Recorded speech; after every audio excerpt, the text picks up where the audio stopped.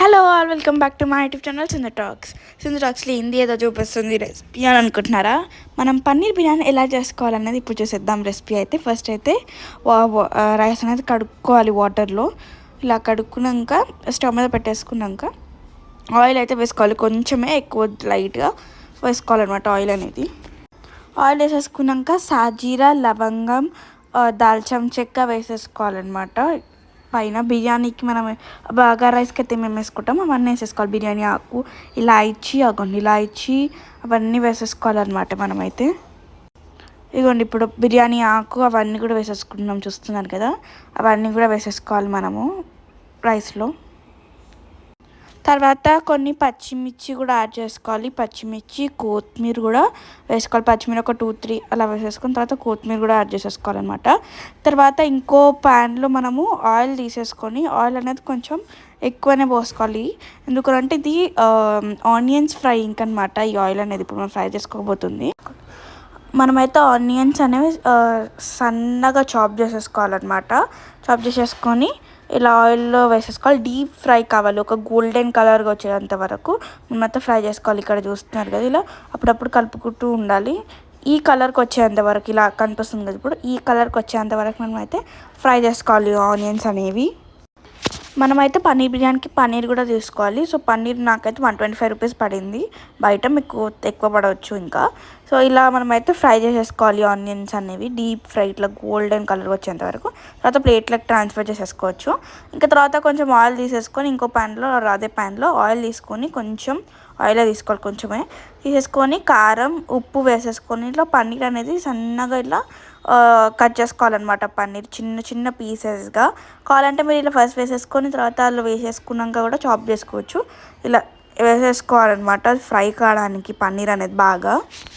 మనం మధ్యలో మధ్యలో కలుపుకుంటూ ఉండాలి. ఇలా అంత ఆ కారం ఉప్పు అనేది మంచిగా, ఆ మసాలా అనేది మంచిగా పట్టాలన్నమాట పన్నీర్కి అనేది.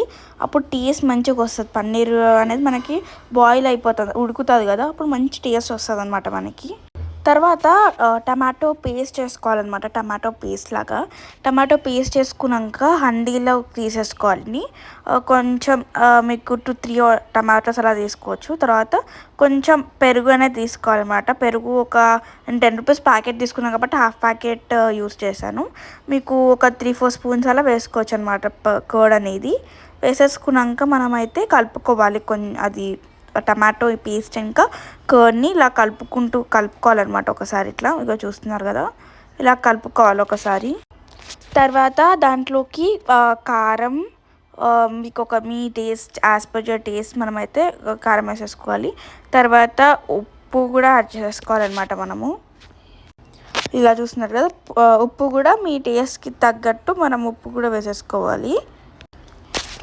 మనమైతే ఉప్పు కారం అవంతా యాడ్ చేసేసుకున్నాక పసుపు కూడా యాడ్ చేసుకోవాలి. హాఫ్ స్పూన్ అంతే, హాఫ్ స్పూన్ యాడ్ చేసేసుకోవాలి పసుపు, టర్మరిక్ అనేది. తర్వాత ధనియాల పౌడర్ 1 స్పూన్, గరం మసాలా కూడా కొంచెం యాడ్ చేసుకోండి. Half spoon garam masala, 1 spoon ధనియాల పౌడర్ యాడ్ చేసేసుకున్నాక మనమైతే కలుపుకోవాలన్నమాట. ఇలా ఇదంతా మసాలా కోసం కాబట్టి కొంచెం మంచిగా ఇలా కలుపుకోవాలి. తర్వాత దీంట్లోకి పన్నీర్ కూడా యాడ్ చేసేసుకోవాలన్నమాట. ఇది మీరు స్టవ్ మీద పెట్టుకున్న చేసుకోవచ్చు, లేదా నార్మల్ బయట కిందకి తీసన్నా కూడా పెట్టుకోవచ్చు. నేను కింద పెట్టినాము మేము.